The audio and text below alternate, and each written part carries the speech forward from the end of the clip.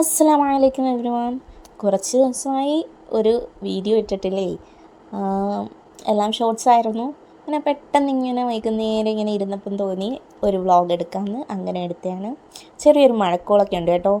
അപ്പോൾ എനിക്ക് ഇന്ന് കുറച്ച് തലങ്ങണിയുറ ഒരു 3-4 തലങ്ങണി വാങ്ങിച്ച്. അങ്ങനെ ആ തലയണയുടെ പില്ലോ കവർ തയ്ക്കാനായിട്ട് ഞാൻ ഇരുന്നത്. ഇത് ഇക്കാടെ ഉമ്മാടെ മെഷീനാണ് ഗൈസ്. ഒരു 10-35 വർഷത്തിലധികം പഴക്കമുള്ള ഒരു മെഷീനാണ്. എന്നാലും ഉമ്മ തയ്ക്കുന്നത് ഇതിൽ തന്നെയാണ്. എൻ്റേതൊരു പുതിയ മെഷീനാണ്, പക്ഷേ അതിന് ഇപ്പോൾ റെസ്റ്റ് കൊടുത്തിരിക്കുകയാണ്. അതിൽ ചെറിയൊരു കംപ്ലൈൻറ്റ്, അങ്ങനെ അത് അവിടെ മാറിയിരിക്കുകയാണ്. ഇപ്പോൾ ഞാൻ ഉമ്മാടെ മെഷീനിൽ പില്ലോ കവർ തയ്ക്കാമെന്ന് വിചാരിച്ചു. ഇതാണ് ഗൈസ് എൻ്റെ മെഷീൻ. കുറച്ച് ദിവസമായിട്ട് പണി മുടക്കിയിരിക്കുകയാണ്. നല്ല നന്നാക്കി എടുക്കണം. അങ്ങനെ പില്ലോ കവറൊക്കെ തയ്ച്ചിട്ട് ഞാൻ പില്ലോ എടുക്കാൻ ചെന്നപ്പോഴത്തേക്ക് ഇതാ ഇവിടെ ഉമ്മയും മോളും അല്ലുവിൻ്റെ പാവയാണ് കേട്ടോ. അവരെ ഉമ്മയും മോളും കണക്കാണ് എപ്പോഴും. ഉമ്മ ഏതാ മോള ഏതാണെന്നറിയാൻ വയ്യ. ദാഹൻ്റെ പില്ലോ കവറെല്ലാം ചുറ്റിനും വെച്ചിട്ട് കിടന്ന് ഉറങ്ങിയായിരുന്നു. അങ്ങനെ എന്താ ഞാൻ ആ തയ്ച്ച കവറെല്ലാം പില്ലോക്കകത്തിട്ട് 2 എണ്ണം എൻ്റെ കയ്യിലിരുന്ന തുണി കൊണ്ടാണ് ഞാൻ തയ്ച്ചത്. അപ്പോൾ 2 എണ്ണം വീതം വെച്ച് തയ്ക്കാനുണ്ടായിരുന്നു ഓരോന്ന്. അങ്ങനെ ഞാൻ തയ്ച്ചു. അപ്പം അവൽ മിൽക്ക് വേണോ എന്ന് പറഞ്ഞായിരുന്നു വൈകുന്നേരം വരുമ്പോൾ.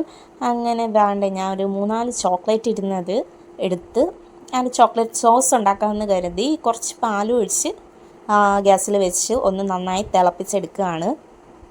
കുറച്ച് നേരം ഒന്ന് നന്നായിട്ട് തിളപ്പിച്ച് വരുമ്പോഴത്തേക്കും കുറച്ചൊന്ന് കട്ടിയായിട്ട് ചോക്ലേറ്റ് സോസ് പോലെ തന്നെ ആയിട്ട് വരും.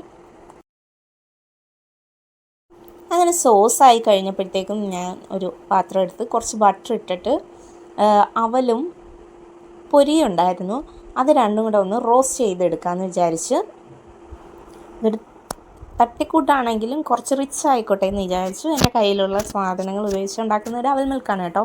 അപ്പോൾ നമ്മൾ ബട്ടർ ഇട്ട് നല്ല ഒന്ന് റോസ്റ്റ് ചെയ്തെടുക്കുമ്പോഴത്തേക്കും അവലൊക്കെ ക്രിസ്പി ആയിട്ട് കിട്ടും കേട്ടോ.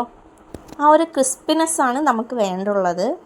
പിന്നെ അവൽ കഴിഞ്ഞപ്പോഴത്തേക്കും അത് കഴിഞ്ഞ് ഞാൻ ആ പാത്രത്തിൽ തന്നെ കപ്പലണ്ടി വറുക്കുന്നുണ്ട്. കപ്പലണ്ടി ഒന്ന് റോസ്റ്റ് ചെയ്യുന്നുണ്ട്. നമുക്ക് ഡ്രൈ ഫ്രൂട്ട്സ് ഒക്കെ ഇടാം കേട്ടോ. ഡ്രൈ ഫ്രൂട്ട്സ് കാഷ്യൂ കിസ്മസ് ഒക്കെ ഇടാം, പക്ഷേ എൻ്റെ കയ്യിൽ അത് ഇല്ലായിരുന്നു. അപ്പോൾ നമ്മൾ കപ്പലണ്ടി വെച്ച് അഡ്ജസ്റ്റ് ചെയ്തു കേട്ടോ. അങ്ങനെ അതൊക്കെ ചെയ്ത് കഴിഞ്ഞപ്പോഴത്തേക്കും മഗ്‌രിബിൻ്റെ ബാങ്ക് കേട്ടു. അങ്ങനെ ഞാൻ പോയി നിസ്കരിച്ചിട്ട് കുട്ടീസിനൊക്കെ ഒന്ന് പഠിക്കാൻ എത്തിയിട്ടാണ് അടുക്കളയിലോട്ട് കയറിയത്. ഇവിടെ പഠിക്കാൻ വിളിക്കാൻ ഭയങ്കര പാടാണ് കേട്ടോ വരാൻ. അങ്ങനെ അവരെ പഠിക്കാൻ ഇരുത്തിയിട്ട് ഞാൻ അടുക്കളയിലോട്ട് ചെന്നു. എന്നിട്ടും ഒരാൾ പഠിക്കാൻ കയറിയില്ലെന്ന് മനസ്സിലായി. അതായത് നാണ്ട കണ്ട അവൻ്റെ ബുക്കെന്ന് പറയുമ്പോഴത്തേക്ക് ബുക്ക് എടുക്കാൻ പറഞ്ഞാൽ അവൻ്റെ ബുക്ക് കാണത്തില്ല, പെൻസിൽ കാണത്തില്ല, അവനിക്ക് വിശക്കും. ഇതൊക്കെയാണ് ഇവൻ്റെ ഹോബി. അപ്പോൾ ദാണ്ടെ പരിപ്പിട കൊണ്ടുവന്നായിരുന്നു അപ്പം. അന്നേരം അതും എടുത്തുകൊണ്ട് നമുക്ക് അവൽ മിൽക്ക് ഉണ്ടാക്കാം. അങ്ങനെ അതാണ്ട് ഞാൻ നമുക്ക് റോബസ്റ്റാണ് കിട്ടിയേക്കുന്നത് കേട്ടോ. സാധാരണ അവൽ മിൽക്കിനകത്ത് ചേർക്കുന്നത് പാളയംകുടം പഴമാണ്, പക്ഷേ ഇവിടെ കിട്ടിയില്ല, അതില്ലായിരുന്നു കേട്ടോ. അപ്പോൾ അതുകൊണ്ട് ഞാൻ റോബസ്റ്റാ. കുഴപ്പമില്ല, നമുക്ക് അഡ്ജസ്റ്റ് ചെയ്യാമല്ലോ. അങ്ങനെ അതെടുത്തിട്ടുണ്ട്. അപ്പോൾ നമ്മൾ ആവശ്യത്തിന് പഴം എടുത്തു. പിന്നെ കുറച്ച് പഞ്ചസാര ഇട്ടിട്ട് നല്ല ഒന്ന് മിക്സ് ചെയ്തെടുക്കുക എന്ന് വെച്ചാൽ മിക്സിയിലൊന്നും ഇട്ട് ഗ്രൈൻഡ് ചെയ്തെടുക്കരുത്. നമുക്കത് ഒന്ന് ചതച്ച രീതിയിൽ പൾപ്പായിട്ട് കുറച്ച് പീസസ് കിടക്കുന്ന രീതിയിൽ അതെടുക്കാം. നമുക്ക് ഈ ഉടച്ചെടുക്കുക എന്നൊക്കെ പറയത്തില്ലേ, അതേപോലെ നമുക്ക് സ്മാഷ് ചെയ്ത് എടുക്കാം. അപ്പോൾ പഴമൊക്കെ നല്ല ഒന്ന് മിക്സ് ചെയ്ത് നല്ല ഉടഞ്ഞ് വന്നിട്ടുണ്ട്. ഇനി നമുക്ക് അവൽ മിൽക്ക് ഉണ്ടാക്കാം. എങ്ങനെയാണ് ഉണ്ടാക്കുന്നതെന്ന് നോക്കാം.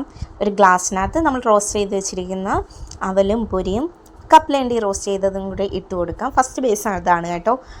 പിന്നെ നമ്മൾ പഴം മിക്സ് ഉണ്ടല്ലോ, അതിനകത്ത് ഞാൻ 2 ഏലക്കയും കൂടെ ചേർത്തിട്ടാണ് സ്മാഷ് ചെയ്തത് കേട്ടോ. അപ്പോൾ നമ്മൾ പഴവും പഞ്ചസാരയും കൂടെ ചേർത്ത് സ്മാഷ് ചെയ്ത ആ ഒരു മിക്സ് ഒഴിച്ചു കൊടുക്കാം. പാൽ ഒഴിച്ചു കൊടുക്കാം കേട്ടോ. പാസ്ചറൈസ്ഡ് മിൽക്കാണെങ്കിൽ അങ്ങനെ ഒഴിച്ചു കൊടുക്കാം, അല്ലെങ്കിൽ നമ്മൾ പശു പാലാണെങ്കിൽ അത് കാച്ചിയിട്ട് തണുപ്പിച്ചിട്ട് അത് ഒഴിച്ചു കൊടുക്കാം കേട്ടോ. അത് കഴിഞ്ഞിട്ട് നമ്മുടെ കൈവശം ഐസ്ക്രീം ഉണ്ടായിരുന്നു കേട്ടോ. അങ്ങനെ ഒരു സ്കൂപ്പ് ഐസ്ക്രീം, നമ്മൾ വാനില ഐസ്ക്രീം ആയിരുന്നു, അത് ചേർത്ത് കൊടുക്കുന്നുണ്ട്. എനിക്ക് ഇഷ്ടമുള്ള ഫ്ലേവർ ഐസ്ക്രീം യൂസ് ചെയ്യാം കേട്ടോ. ഐസ്ക്രീം ഇല്ലെങ്കിലും കുഴപ്പമില്ല, അത് നമുക്ക് സ്കിപ്പ് ചെയ്യാം. പിന്നെ അതിൻ്റെ മുകളിൽ കുറച്ച് ബൂസ്റ്റും കൂടെ ഇട്ട് കൊടുക്കുന്നുണ്ട്. ഞാൻ പറഞ്ഞില്ലേ വീട്ടിലുണ്ടാക്കുന്നതായാലും ഉള്ളത് വെച്ചുണ്ടാക്കിയാലും കുറച്ച് റിച്ച് ആവട്ടെ എന്ന് വിചാരിച്ചു. അങ്ങനെ കൈവശമുള്ളതെല്ലാം വാരി ഇട്ടിട്ടുണ്ട്.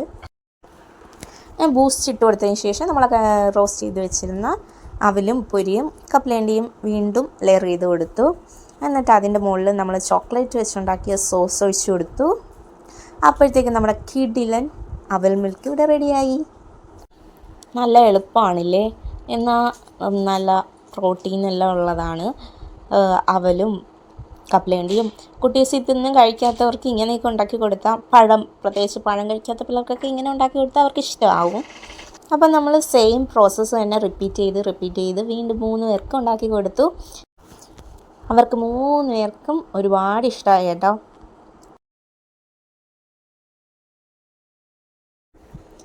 എന്നിട്ടെന്താ, അവൽ മിൽക്കൊക്കെ കുടിച്ചതിന് ശേഷം 3 പേരെയും കൂടെ പഠിക്കാനിരുന്ന് കഴിഞ്ഞാൽ ഞങ്ങളുടെ റൂം ഒരു യുദ്ധക്കളമാണ്. കുറച്ച് നേരത്തേക്ക്, ആദ്യത്തെ കുറച്ച് ടൈം, പിന്നെ അങ്ങ് നോർമലാവും. ദാണ്ടെ അല്ലു പെട്ടെന്ന് പഠിച്ചു തന്നതിന് ശേഷം കളിക്കാനിറങ്ങും. അതൊന്നും അഫ്നാനും അനാനും പിടിക്കില്ല, അതാണ് അവിടെ ബഹളം. അപ്പോൾ നമ്മുടെ ഈ വീഡിയോ ഇഷ്ടപ്പെട്ടാൽ like, share and comment. Please subscribe ചെയ്യുക. അപ്പോൾ ഇന്നത്തെ വീഡിയോ ഇത്രയേ ഉള്ളൂ. Okay, Tata, bye bye.